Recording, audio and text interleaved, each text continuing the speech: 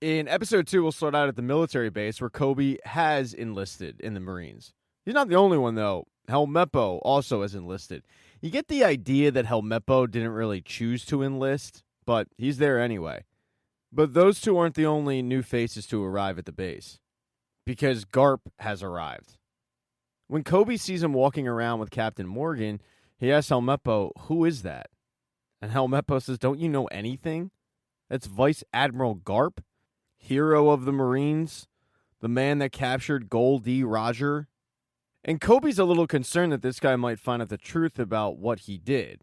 But Garp is more concerned with Captain Morgan. He's more concerned with how Captain Morgan let these people leave with the map. And Captain Morgan tries to cover his ass, but it doesn't really work in the mind of Garp. Morgan and Garp walk around and look at the new cadets, and Kobe especially catches the eye of Garp.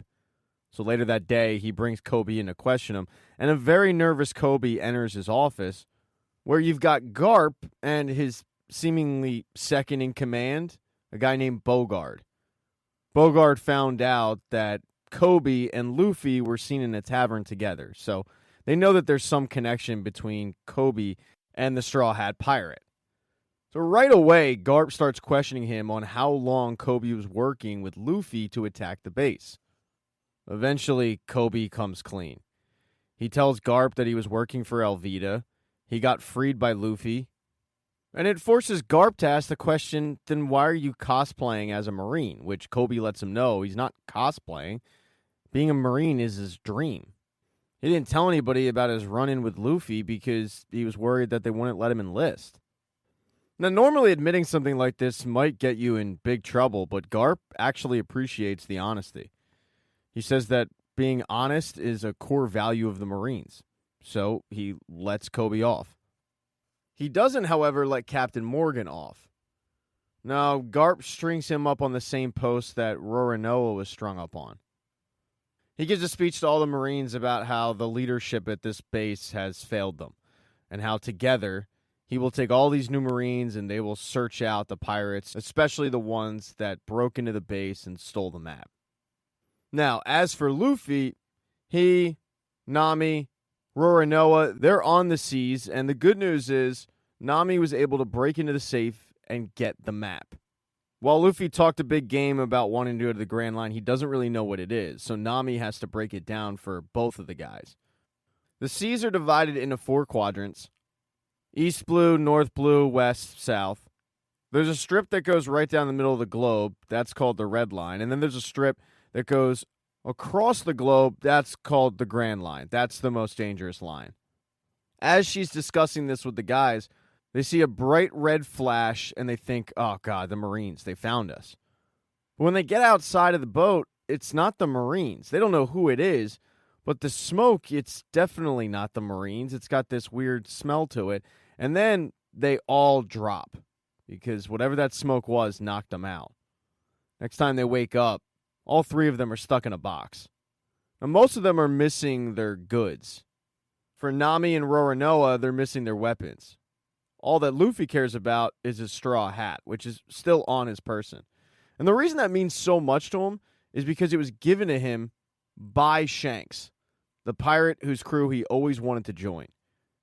Shanks really looked out for Luffy, especially after he ate that devil fruit. With Luffy being so young when he ate that thing, he didn't quite realize the consequence. There's a reason they're called devil fruit. It's because you make a deal with the devil when you eat one. The ocean can turn your back on you. The sea takes away your strength. So when Luffy ate it, Shanks wanted to look out for the kid because he knew that he wanted to be a pirate so badly. He looked out for the kid so much that he saved him from a sea monster at one point, getting his arm ripped off. But he didn't care because he was looking out for his, quote, friend. Before Shanks took off forever, he gave Luffy that straw hat, and Luffy has kept it as a prized possession. So when all 3 of them wake up in the box, well, they just look at a hat. Luffy looks at it as a connection to his mentor, and he's very relieved to still have it. But suddenly the small confines that they're in open up to a circus, and they're really confused. The circus, though, is run by a pirate named Buggy, and he's got a crowd, but it's a crowd of captives. They're forced to clap. They're forced to applause. They're terrified of this guy. Now, all Buggy cares about is getting the map. He was planning on stealing it, and he got real mad when he found out these three beat him to the punch. When they knocked all three of them out, they looked for the map and they didn't find it. And that's because right before Luffy left the cabin, he swallowed it to keep it safe. Of course, Buggy doesn't know this, so he starts asking all three where the map is, but they don't give up the location. In fact, Roronoa actually tries to arrest them because he still is a pirate hunter, but Roronoa is completely outmanned. And that's something that Nami recognizes very quickly. So in order to distract Buggy, she tells him, I have an idea. What if I were to give you something you can add to this little freak show circus? She then takes Luffy's straw hat and throws it in the air, forcing Luffy to show off his elasticity. And then she takes off running. She thinks this will be a great way to escape, but when she leaves the circus, she sees where they're at. It's a town that was completely destroyed by Buggy, and she is horrified. I mean, she's really shook by this, and she's easily caught and brought back. Buggy did overhear when Luffy said that the map was in a safe place, so once they get Nami back inside the tent, they decide to break them up. They put Nami and Roronoa together, and they keep Luffy separate for questioning. And after the little stunt she did, Roronoa doesn't exactly trust Nami, but he's going to have to because Nami, being a thief, knows how to pick a lock, and she knows how to get out. She starts working on that lock, but it does become an issue when they get an unwanted guest. His name is Kabuji, and the only reason he's there is to get vengeance for his brother, who Roronoa killed, but doesn't remember it because he kills so many pirates.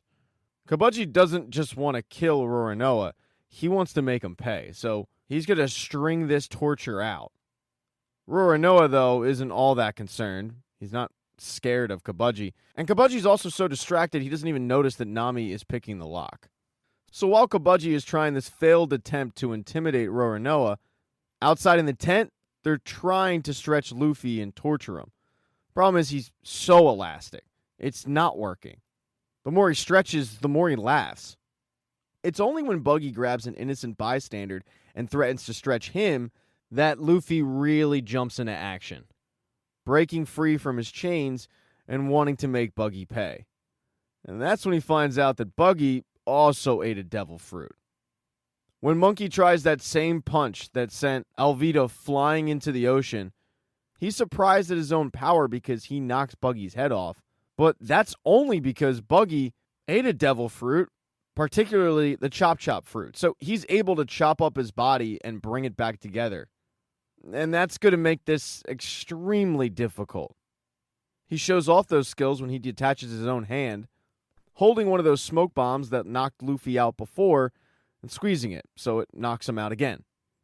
The next time Luffy wakes up, he's in a water tank and water is quickly filling it up. Luffy, who's trapped, has two options: die or give up the location of the map. But Luffy, who is always a calm customer under pressure, isn't concerned. He just starts holding his breath. And he's rewarded by this because at this point, both Roronoa and Nami have broken out. They took care of Kabuji pretty easily. And they've also taken care of Buggy's entire outfit. His crew ain't showing up to give him backup. When Nami enters the tent and sees that Luffy isn't doing so hot, she busts that tank wide open, and Luffy comes piling out. As soon as he does, he actually ends up puking up the map. And with the map just sitting there, Buggy goes after the map. Luffy had a chance to, but he decided to go after his straw hat.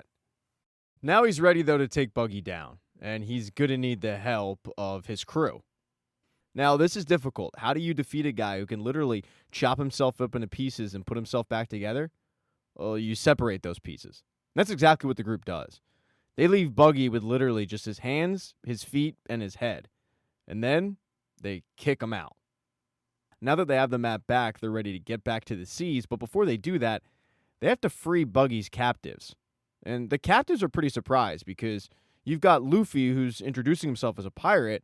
So they're just figuring that they're going to be his captives from now on. But he says, no, I'm not that kind of pirate. I'm a good pirate. And because of that, they have no problem giving him some food before they travel off. Once they hit the seas, Luffy hands over the map to Nami because she's a navigator. But Nami has some ulterior motives. She sneaks off into the cabin, and she uses a shell phone to contact somebody, where she says, "You can tell them that I have the map." Thank you so much for checking out this recap. Please consider subscribing to the channel and subscribing to my Patreon. Hit thumbs up if you liked it. Smash that thumbs down button if you thought it sucked. If you left a comment, I don't get back to you. I usually don't check the comments unless they're like a super comment. Also, if you don't see the next video up on the end screen, not to worry, it'll be up in a day or two.